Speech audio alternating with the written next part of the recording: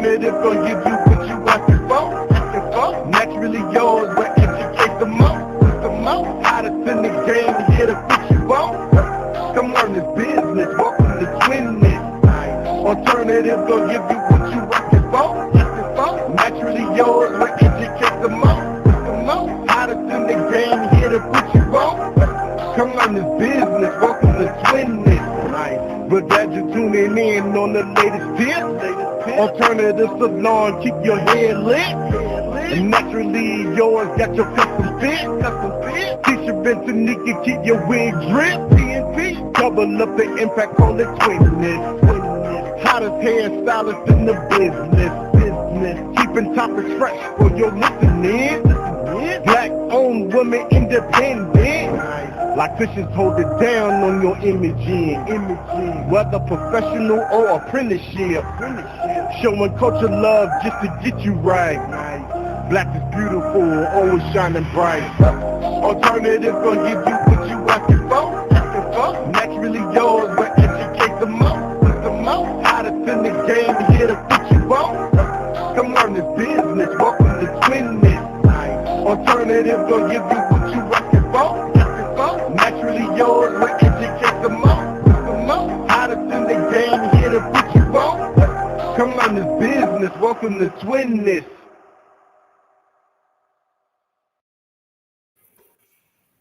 Hello. This is Tisha McDonald here, Alternatives Beauty Studio. And I am naturally yours, Tanika Gillard. How are you today? I am okay. Right now, I'm texting both of your brothers because they can't seem to get in and they need the code, but we are live.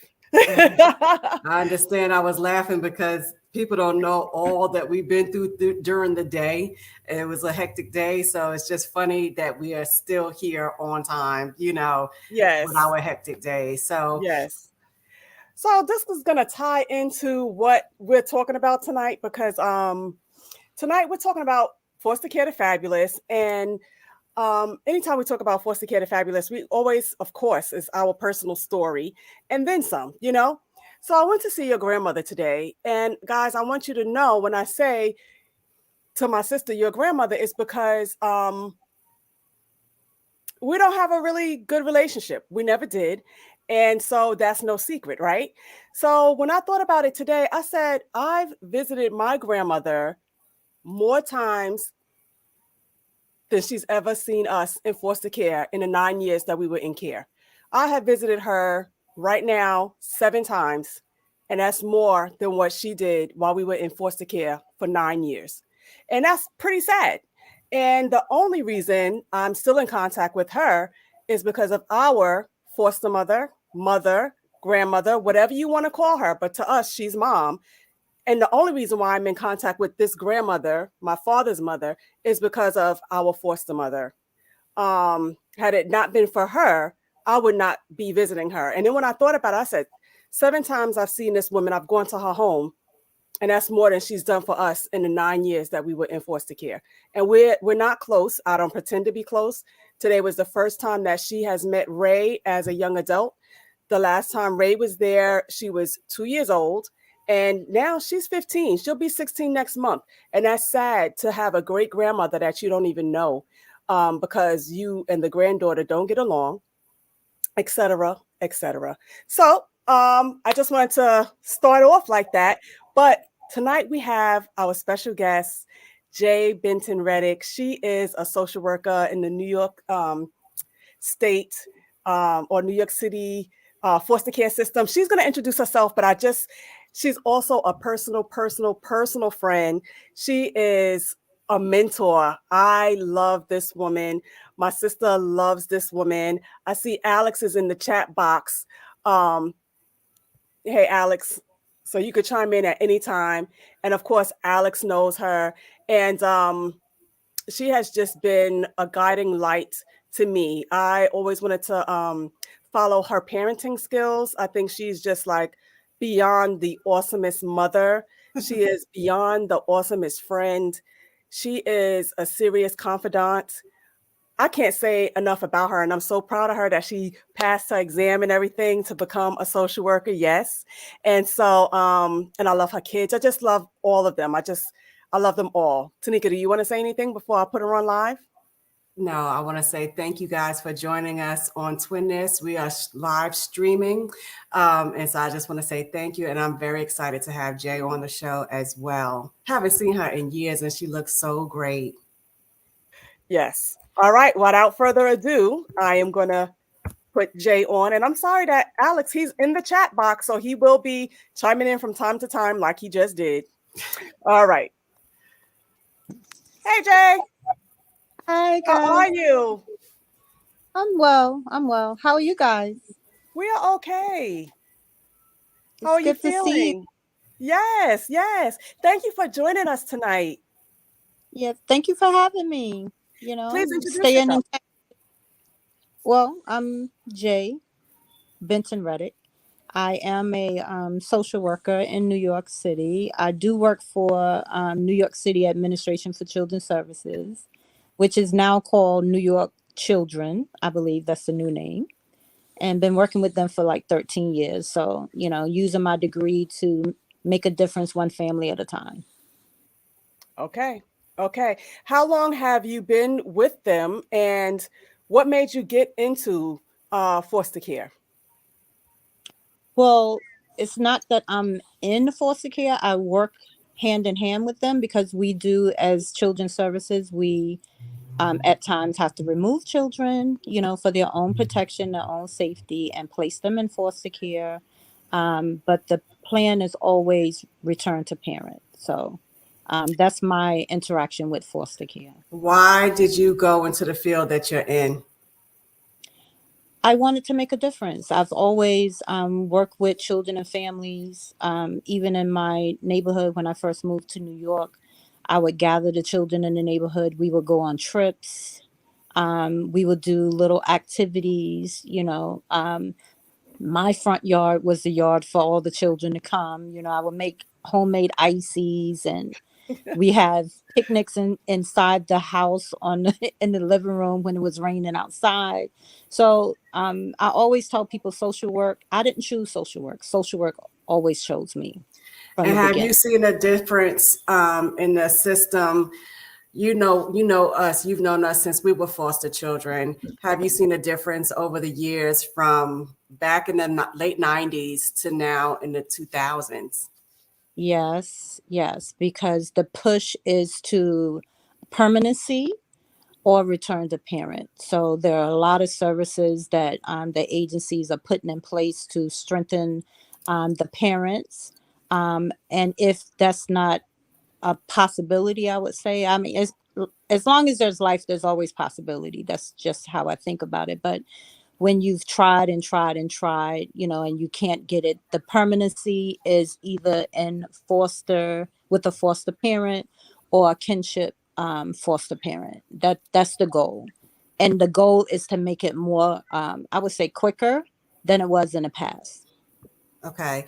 Real quick, I want to say thank you guys for joining Twinness. We are continuing the series Foster Care to Fabulous.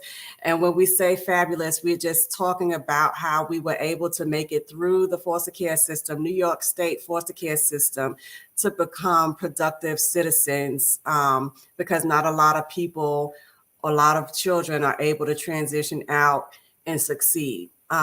We do see some of those anomalies, like that comedian Tiffany Haddish was foster care. She made it out to become a star and a celebrity, but a lot of times you don't get to hear the success stories. And so we are really more for the common people. And so I would like for Tisha to introduce her relationship with Jay, because they have a different relationship than I have with Jay.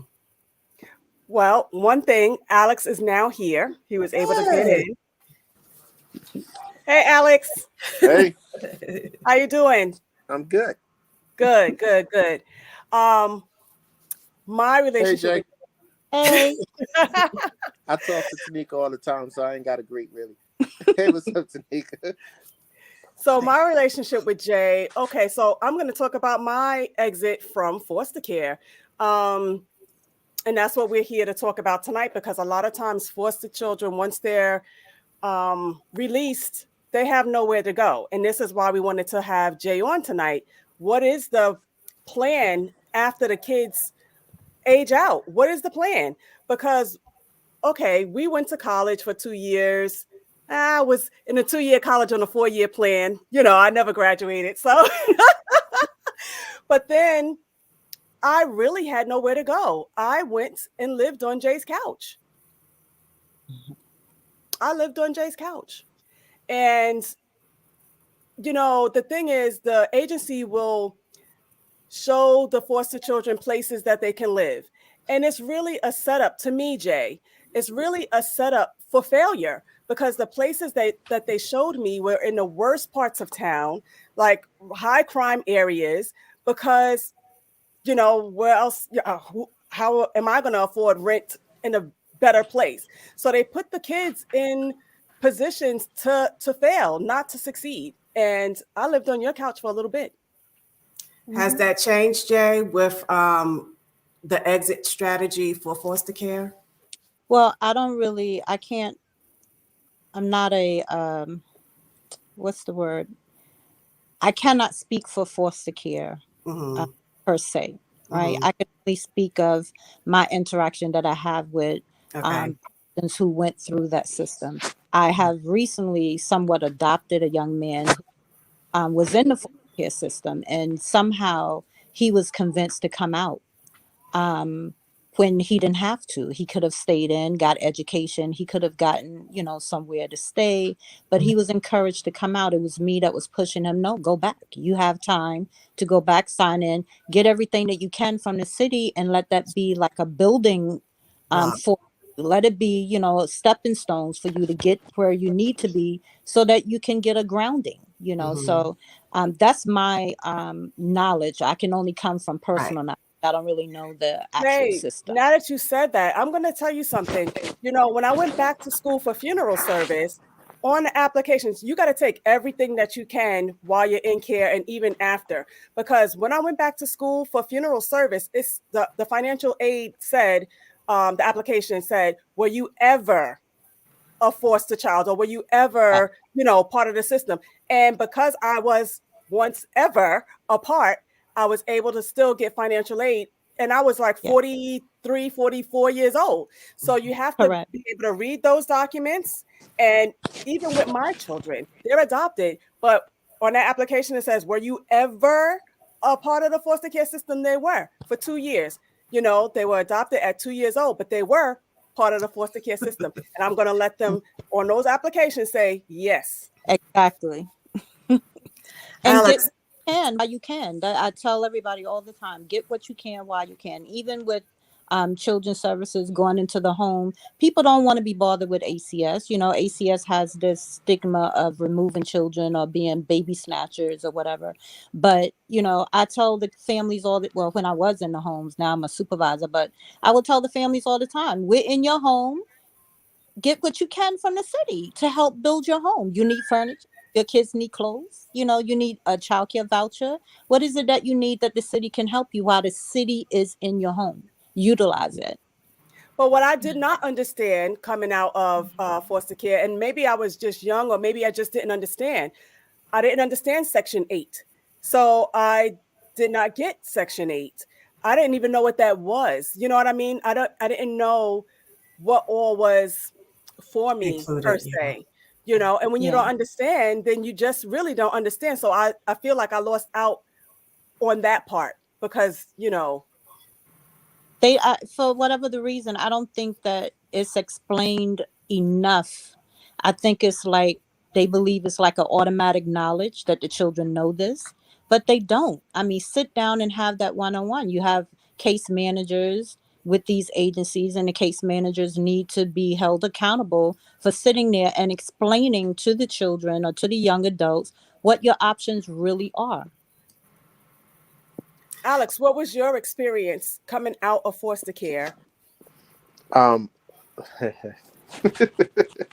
and just let me re-say that Alex Anderson is our brother, so he was in care with us. And he did the intro for Twinness. Yes. And right now we are streaming live on YouTube and on Roku at Voice of Promise TV. This one is not streaming live right now, but it will be on Roku at Voice of Promise. Go ahead, Alex. I'm sorry. Well, for me, honestly, I mean, it's not the the promising thing to do. I wouldn't recommend it, but I end up pulling myself out of foster care, and so by eventually, I'm just going to speak truth. Eventually, by me running away from Pleasureville, I ran away until I got, I became grown, and then I naturally came out, because I didn't go back. Can you And so explain that what was, Pleasantville is, please? huh? What is Pleasantville? Pleasureville is a Pleasureville Cottage School. That's okay. After Grandma's house, and after when Grandma sent me away at 15, because of my own fault, I was misbehaving, and so she had enough, and so she took me to Pleasureville Cottage School. So it's a place where either you can get sent by the court, or neglect, or different things. And so I was placed under neglect, and so that's why they sent me up there. And it's by then I was 15 years old. So 15 years old, nobody's trying to adopt big kids. I mean, let's just call it what it is. You either get sent to a group home, or you got sent to a place like Pleasureville, which is a school on. It's the whole property is private, but it's a school on campus. It's your living arrangements, all of that. You're surrounded by counselors and all of that, and the intent is to help the youth, especially the older youth, where you don't have no place to go, but you still got to go through school, and so everything is on campus, and so but eventually I ended up running away from there permanently, and I ran to my dad's house a couple of times, and that didn't work out because he ended up calling the police on me so that I can get sent back.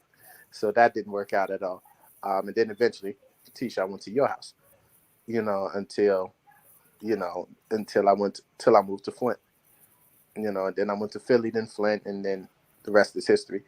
But so that was my experience with,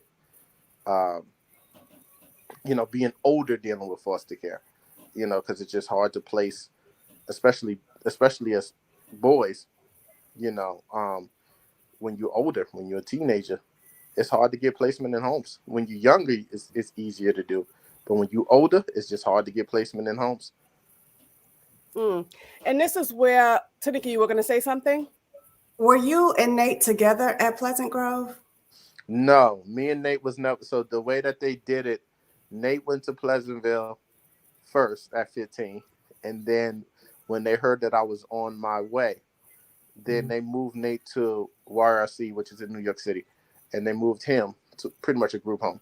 And then they moved me up there. And then Jermaine came when he was 15, because I was already gone.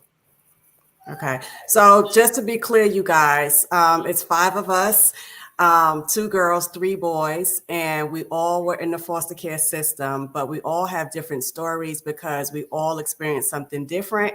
Our brothers were separated from Tisha and I. We were able to stay together, but our brothers were separated, and it's kind of sad, but and so they have a different perspective on the foster care system, because they went through different things that we didn't necessarily experience. And so you could see or hear in the stories that there is a lot of broken pieces in the system, fragments that need to be repaired.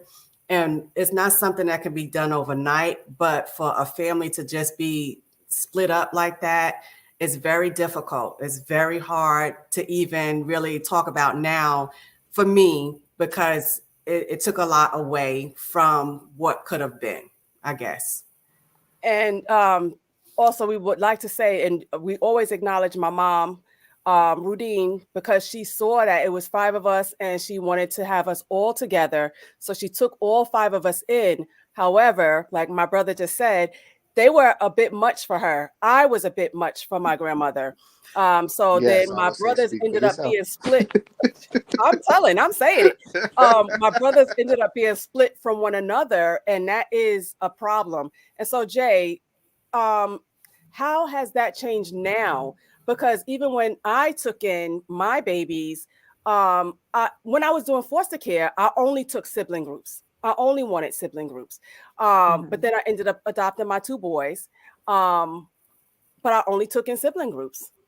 But to speak to what Alex was saying, I would like to have a transitional home specifically for boys, because I feel like the boys do get left out, and I feel like everybody wants the babies and nobody wants these teens. And I feel like if we just wrapped our arms around these teens, we wouldn't have so much crime and stuff. Like, they just want somebody that loves them and knows that they're not going to go back into care just because they make a mistake or two. I agree. Again, I can't speak for the foster care system. Yes, right.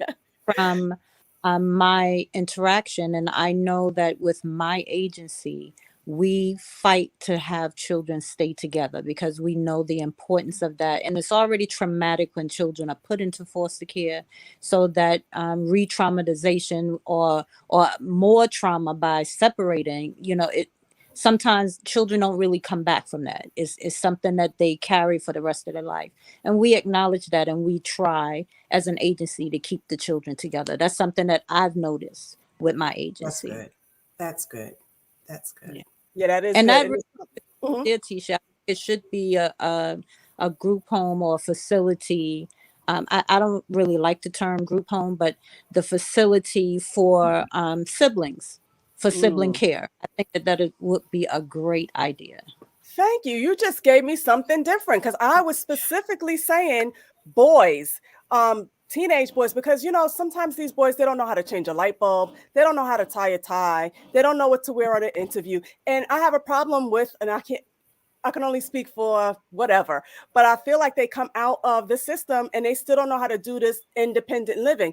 I feel like, what is the independent living? You're not showing me how to do anything. You haven't shown me how to pay a bill. You haven't shown me how to pay rent. You haven't shown me how to do anything. So what independent living skills is the agencies, or are the agencies doing? Because I even called one of the agencies out here near me in PA, and I complained about that. I'm like, these kids, the foster parents are taking the money and that's it. They're not trying to show them anything. They're not trying to teach them anything. And then when it is time for them to exit, they have no plan. They have nowhere to go. Right. They don't know what to do. And that, to me, falls on the agency as well as the foster parents. So what's up with this independent living? I agree. I really, I do. I mean, listen, if I could, most of them would be in my house. That's how I felt. I did a time in the Children's Center in New York City, which is where a lot of the children who are removed, they're placed there. We have runaways there. We have children who are arrested that parents don't pick up. They're there. We have children who are runaways from other states. They're there. So I had the opportunity to interact with a lot of these children, and a lot of them carry so much weight that they don't trust enough that somebody's going to help them. So you got to dig through piles and piles and piles of all that trauma to get them to believe and just to trust you.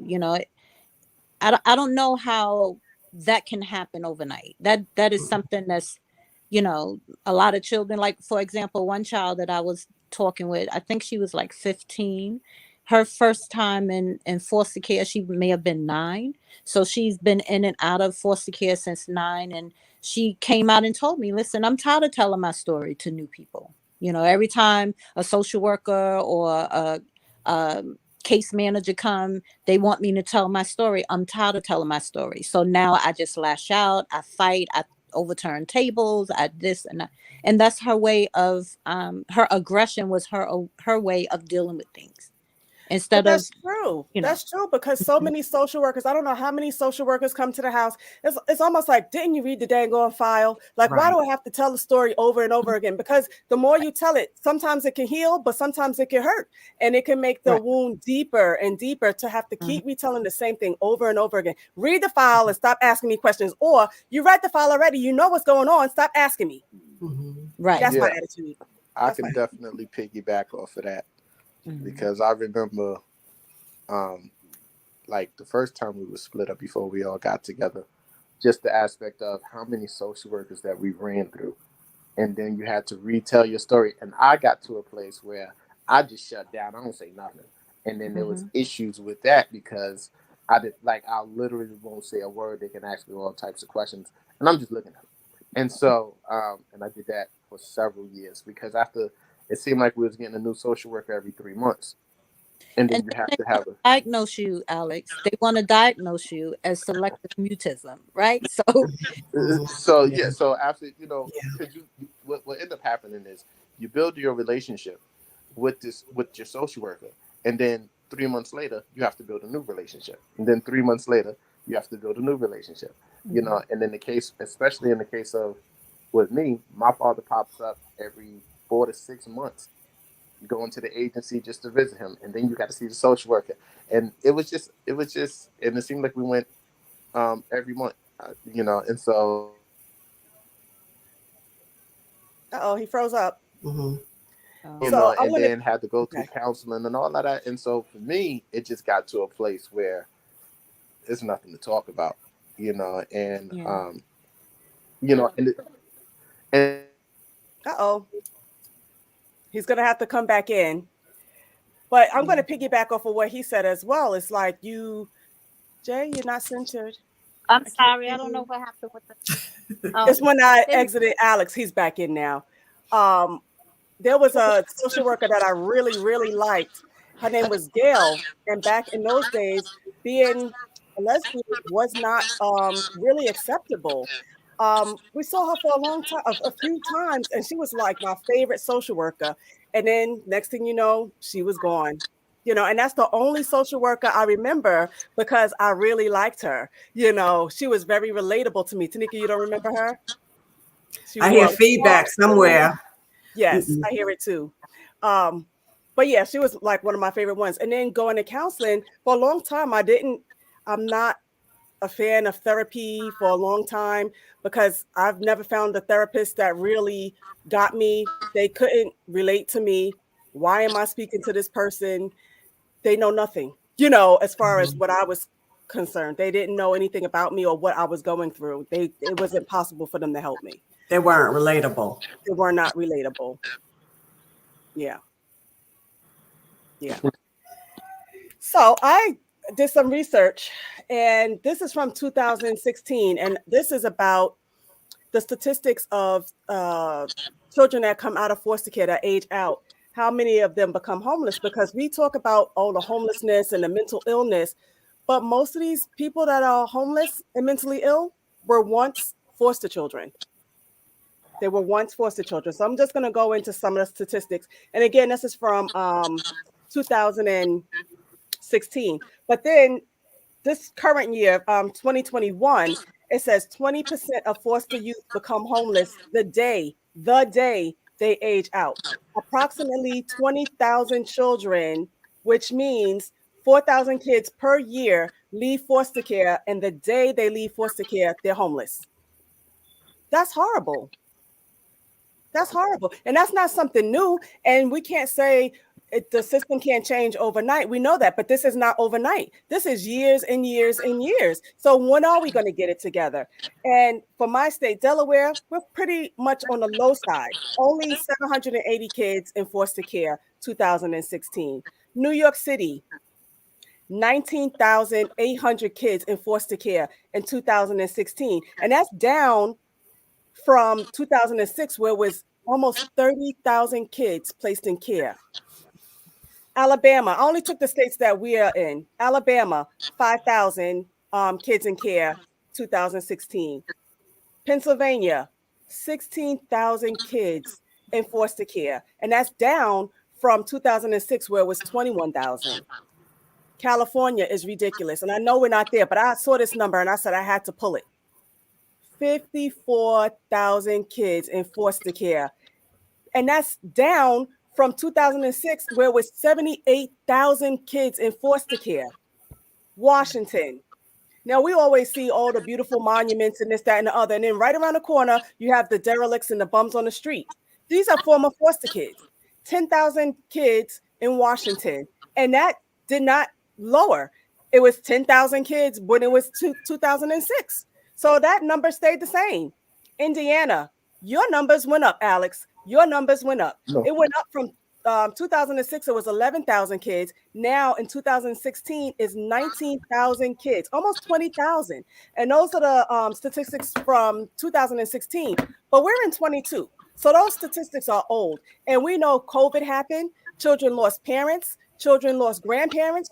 Whoever the caretaker was, more kids are in care now than back in 2016. My thing and my problem, Jay, is, and there's nothing that you could do about this. And I'm a little, as you can hear, people always want to say, oh, I wish I could do more. Oh, I wish I could adopt. Oh, I wish I could. Just do it. Stop making excuses and just do it. You know, it's the people that say, I wish I could, you know, or that's so sad. Don't give me that. That's so sad. Do something about it. What are you doing about it? What can you do about it? Can you volunteer? Can you donate? Can you do something even if you can't take them into your home? Personally, and I've said this before, I would like to continue to take in foster kids because I feel like we can make a difference. And I feel like because my husband and I are a couple, it's even better for us to take in foster kids. But my husband is like, no, I did 8 years, been there, done that, I'm done. But I feel like we're not here just for ourselves, that we could do more. That's my personal belief. But we can't have a house divided. So Okay, so we say that there's more that can be done. I see you, Rahani. I see you, Shatika. Thank you guys for joining Twin This. nobody's commenting. They're commenting. Rahani says, no one is talking about this. This is crazy. Shatika was saying it's so true. The things that we're talking about is so true. And we all have our small way of doing. I know that we are talking about this on Twin This, and I know it's just talk right now about us maybe, you know, doing something virtual or in person as foster kids, the 5 of us, the 4 of us, taking foster care to Fabulous to a different market possibly. But we do need to talk about it. And I think that in our own way, we do our thing. You know, I know that you do yours through women and youth and children's services at your shop. Alex has his ministry, and that reaches out to people, not just foster care, but just people in the streets. He's really, I mean, Alex, you could talk about yourself with your hip hop style and ministry. I'm waiting till you finish. Yes, and you know, Jay is in the trenches in New York City, doing her thing as a social worker. So it's always, we always want to do more, and we don't know how to do more, but I think that it's a start what we're doing by talking about it. And usually with our foster care series, we end up getting so many messages after the show and on the replay. It's like constant. I know for at least a week after our last series, people kept texting me and I'm just responding, you know. But Alex, what were you going to say? I mean, I'm going to dial back a little bit because I was a homeless child when I left, after leaving Tisha's spot, and I know there was like a couple of years that I didn't talk to y'all, not out of anger, just because I was homeless, and so sleeping in an abandoned, in a broken down van during the winter, in Flint, Michigan, I've done that. I ended up meeting Tanya. Tanya didn't even know I was homeless, and I was right around the block from her, and so, and so I understand the aspect of, being home, because you don't learn the skills, you end up learning the basic skills, that, okay, I got to pay bills. How do I pay bills? Do you pay cash? Do you do money order? All of that, getting a job, maintaining a job, because you're ready to tell somebody off as soon as they do you wrong, and so, just going through those processes, oh, there's rent, and you think, okay, rent by itself, and you got to pay utilities, and so you find these things that you have to discover how to do, and then your first response, at least in my case, okay, it's time to go back to the streets, and so when you go back to the streets, then you end up getting locked up, and so, been through that too, and so and you just develop this cycle, that you keep doing the things that you feel you need to do to survive, because the reality of it is, um, at least for us boys or for us men, we look to men. All right, what direction? Where's all the men at? And so where all the men is at, I found them in hip hop, and whatever they saying, that's what I'm following, because that's where the men are, And so if they telling me to go on the streets, and I understand that we came from that already, then that's where I'm going. You know, if it get me locked up, it get me locked up. All of that. So it did all of that. You know, then thank God I woke up. But but that's the process of what we do. As specifically talking about men. And I seen some women in that situation, and I seen some women in worse situations. You know, where they feel this is what they got to do to survive, because this is the only thing that they know, or this is what they feel valued at. Also, I want to say you lived in, I, I want to say that we all honestly were homeless. Tisha was homeless. That's why she ended up with Jay. Mm-hmm. I don't even remember. I think for me, I block a lot out because I know I graduated college, but I don't remember what steps I took next after that. Mm-hmm. You know, I know I moved to Alabama. I was getting away. I was getting away. So. And that's not anything to say negative against our foster mom, the one that adopted us or, loved us and raised us. It's just that it was sometimes too much. It was sometimes overbearing. It was sometimes smothering. And that's why I had to go. And I was like, Jay, I need somewhere to go. And even though I left grandma's, she knew I was with Jay and she knew Jay. So she knew I was still going to go to a Christian background home. She knows them. So it wasn't something that she really worried about. Because I told her where I was going. So she knew where I was. But Jay was my saving grace, to be honest. Jay was my saving grace. And I had my escape. Think her enough. Yeah, I had my escape. I moved all the way south. Mm-hmm. Yeah. Mm-hmm. Because you can love, and you can love too firmly, too much, I don't know how to. To a detriment. Yeah. And again, guys, you are watching Twinness, and I'm sorry we didn't reintroduce ourselves. This is Tisha McDonald's Alternatives Beauty Studio. Tanika Gillard from Naturally Yours. This is our guest, Jay Benton-Reddick. She's a social worker with New York City. And this is my brother, Alex Anderson. And we're talking about once you exit or once you age out of the foster care system, what happens to the kids when they age out? Where do they go? What do you do? What are their resources? That's what we're talking about tonight. And it's a hot topic. And we know that our phones are going to blow up with messages after this, because it always does when we talk about From Foster Care to Fabulous. Y'all can hit us up on our Facebook Messenger. We will respond. We understand you. We are from where you are or where you were, and we have not forgotten where we've come from. We are thankful to God and to my mom for getting us together. She always told us, even though we're separated or we're split, y'all are all you have. We have no parents. We have no aunts and uncles. We are what we have. And so we still stick together to this day. Go ahead, Jay. You could take it away. No, I think that it's important that you link with someone with the same passion as you. That's how you get a lot of things done. And to do like major change, it takes major funding or backing. Yes. So I always said, if I could change the world one person at a time, I've done my duty, right? So like you said, Tisha, don't wag the tongue, oh, I wish I could, or I don't know, one change at a time is an impact. And I know for a fact that it is, because I've had children who I may have removed from the home or threatened to remove, went in there with guns blazing, to make some change about, in the home, that came back to my office looking for me and thanking me for, the impact that I made on the family. So one person at a time. If you can commit to doing that, it makes a difference. It really does. And to piggyback off of what you just said, Jay, Tamika and I talk about this all the time, but we talk about it more when we're discussing hair. Mentorship.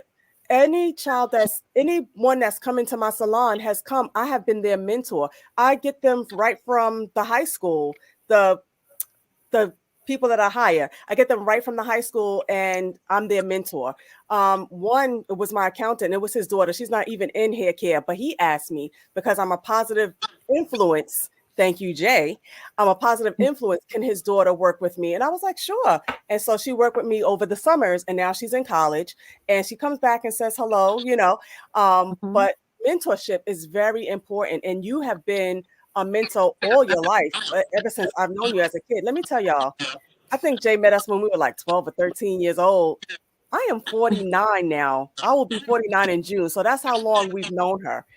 But mentor all the way. And I've always said, I love her parenting skills. But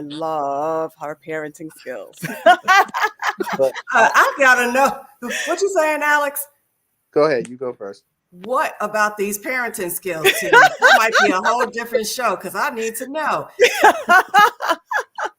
Alex, what were you going to say? I'm not going to touch that, but what I'm going to say, and there's many, now, I don't have foster children, but what I do, the placement center that is similar to Pleasantville where I came out of, now I go over there and they call me and they invite me over there, and I go over there and I talk with the youth.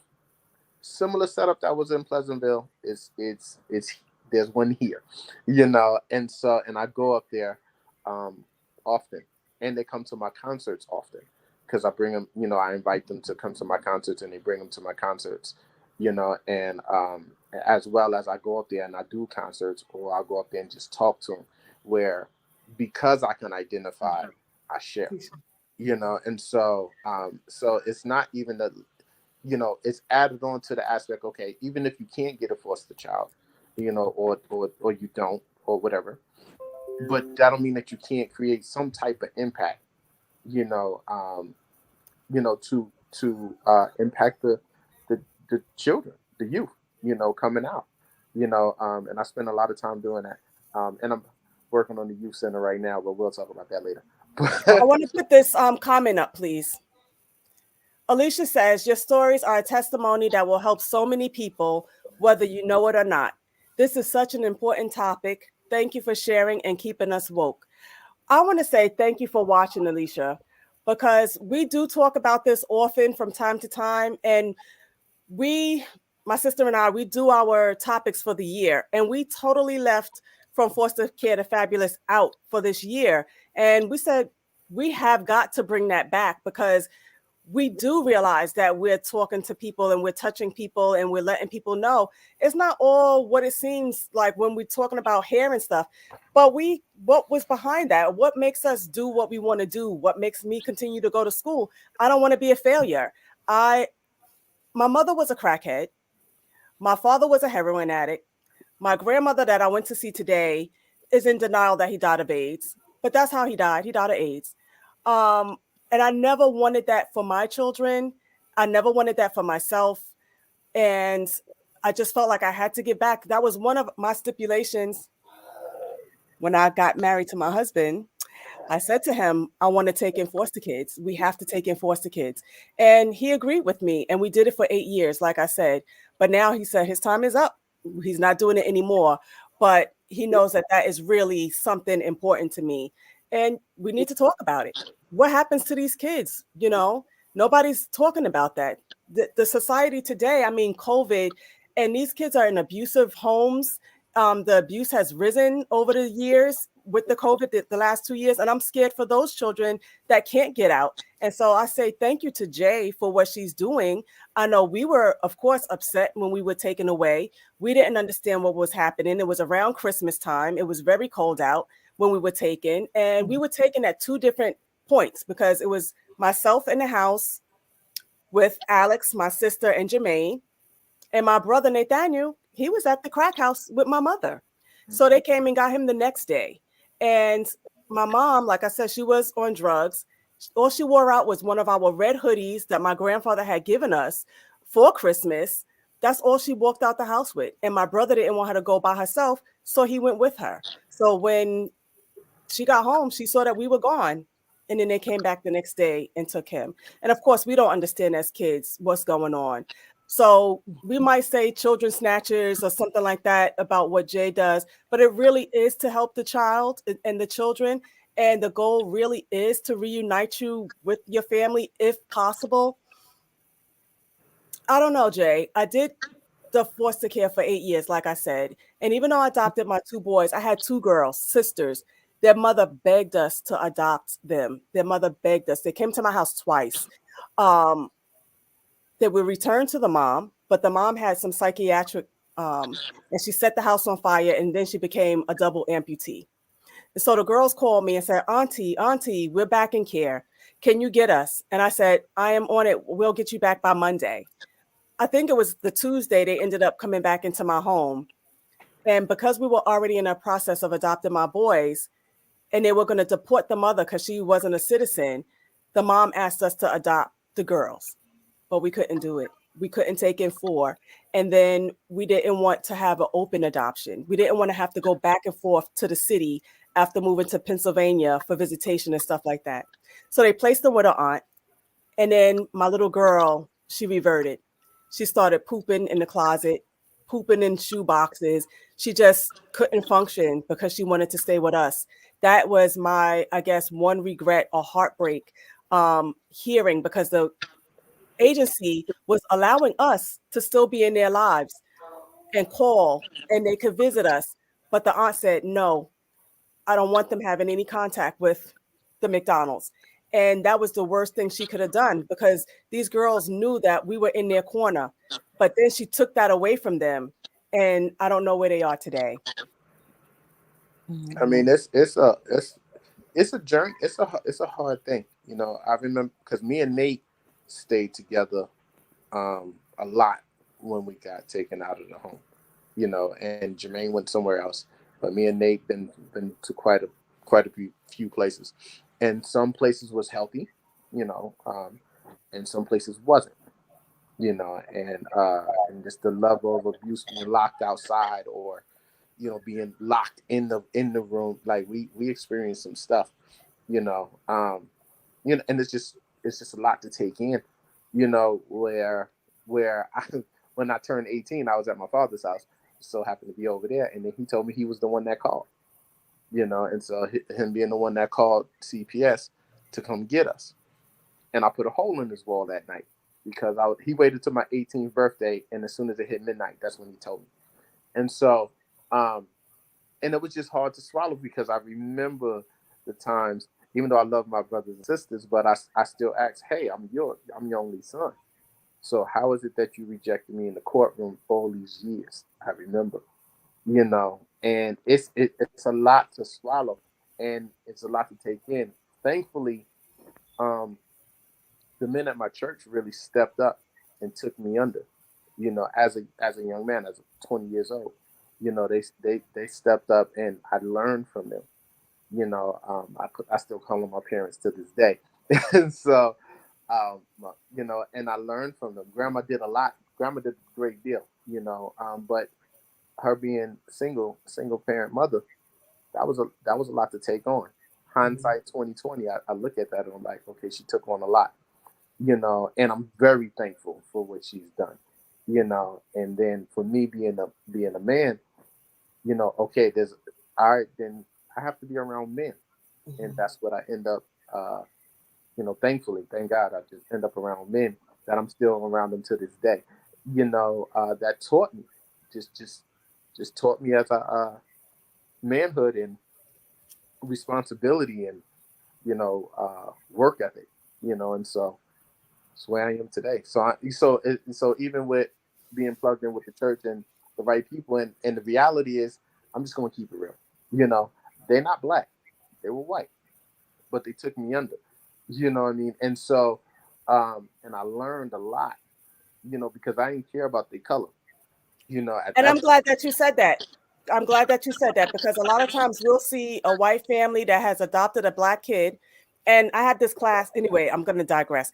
And then we want to say, why is she taking on, why do they have to have? And it's like, well, if you're not going to do it, why are you complaining about somebody else doing it? Right. Right. And so I teach white parents who have black kids how to do their hair. And, I also, my flyers and everything is at the foster agency. They get a discount. Refer them to Alternatives Beauty Studio. Not many places are doing that. Refer them to Alternatives Beauty Studio. They will get a discount. The parents that get me are the ones that says, well, you're going to take it out of your money. I'm not going to take it out of my money to pay for your hair. It's like, come on now. You get funding for these kids to be groomed. Pay the money, or learn how to do their hair. They should not come to the salon matted and stuff like that because they don't want to learn how to do this hair when you chose to take on this kid, these children. Mm-hmm. But anyway, I'm glad that you brought up, you are under the wing of a different kind of culture. If we're not going to take in our own kids, then I'm glad that somebody is taking care of our kids. There's several different things, and I'm not going to belabor it, several different things that we're hitting on here. And we could address it at a different time under a different foster care, because what we have is that we were all homeless. What we have is that our biological family never took us in. Thelma didn't take us in. Your father didn't take you in, Alex. So I could even deal with the not taking in, Tanika. Mm-hmm. It's the not taking in and then didn't even visit. Like I said, me visiting today makes it more times that she's ever seen us. You know what I mean? And because she's 86, she feels like I need to be visiting her more. No, I don't. And I don't know, Jay, I don't know if pray for me, because, that's the way I feel about it right now. It's like, you're lucky I'm visiting you at all with the way, because when you're young, you got to remember, kids grow up and kids remember. And I remember you not visiting us not one time in 9 years. We have visitation every month. Jay, our foster agency was on 59th Street and Lexington Avenue. She worked on 34th Street at the big post office. She couldn't take one lunch break. She couldn't take one personal day, one sick day, one vacation day. One day out of 9 years, 12 months a year, you couldn't take a day. And now that you're 86, you're asking me, when are you coming over? When are you coming over? Children remember and children grow up. The way you treat kids is important. Okay, I guess Alex had to leave. Yes. But yes, I was just saying that's something that we need to. Thank you, Alicia, for commenting. I see your comments.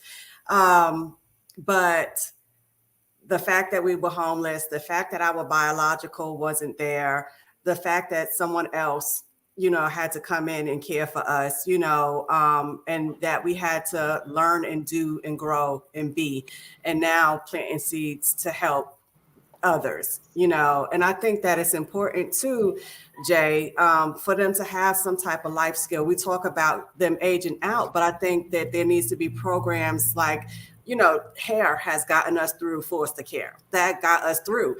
So if there are programs like that, like if you see a talent or a gleam, if you're an artist, if you like to paint, if you like to draw, I think those things need to be enhanced while they're in the foster care system.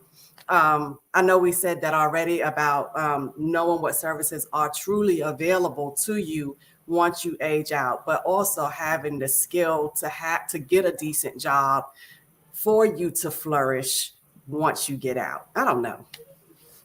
Well, I know that at the Children's Center, they had the last couple of years before COVID, they had, what do they call that? Like when they bring the jobs together? Mm-hmm. The different companies come together and yes, like a job fair. Like a job fair. Yeah, had at the center. They taught the boys how to tie a tie and wear a shirt. The girls were actually treated out to go and have their grooming, right, to set themselves up to go and interview. So it was like, and then they had mocks before the interview process. Nice. So I mean, like little things, that those impact things count. They matter. Mm-hmm. So, I mean, I think that that was really good. And one young lady I was working with, nobody wanted to work with this young lady. She was pregnant. She kept running away. She was rough. She would fight, and she's pregnant. You know, I followed her to every home she kept going to and getting kicked out. You know, and I found an in with her through crochet. Oh, okay. Well, crochet a blanket for the baby, and she began, she said, oh, my grandmother taught me how to do it, can you teach me? And you know, I only do basic, I'm not like Tanika, you know, but we crocheted a blanket together for her baby before she gave birth. So I mean, Nice. just little ways in that can make an impact, a lasting impact, not just for Yes. the moment, but a lasting impact. You know, Yes. we all are charged with that, all of us. Yeah. You know, Yeah. Any last words before we end tonight? for me, Yes. I want everyone to, I know you guys are doing, but anyone who's listening now, watching now, or later, to take on the mantle. You know, mentor somebody, find somebody. There are group homes, there are shelter systems all over the world. Go in, knock on the door. You know, even if it's like during the holiday season, take gifts for children, or take gifts for moms who are in a mother-child facility, or DV shelters and stuff like that. Take on the mantle and do something. I think it would be impactful, not just for the people you help, but for yourself. Just do something. I like that. Alex, any lasting words? Um, yeah, I mean, the aspect of just, I mean, pretty much what she said, just do something. Um, use your gift, and so everybody has a gift, and our gifts may be different, but we all have one. And so if we use it to reach out, then it'll create change. Tanika, anything? We just got to keep talking about it, and addressing it and giving back, like Jay say. And I know that we all have our other things that we do, with me, with the special needs community, but also with foster care, just being the mentorship and being the leaders and being an example and trying to help find those gifts in those babies, because sometimes they so smothered with other things that you can't even get to the gem that's within them. Yeah. Yeah. I have Very nothing true. to say. I just want to say thank you guys for watching Twinness tonight. It was a serious topic. What happens to children when they age out of the foster care system? We want to know, because a lot of them end up homeless, and it doesn't have to be that way necessarily.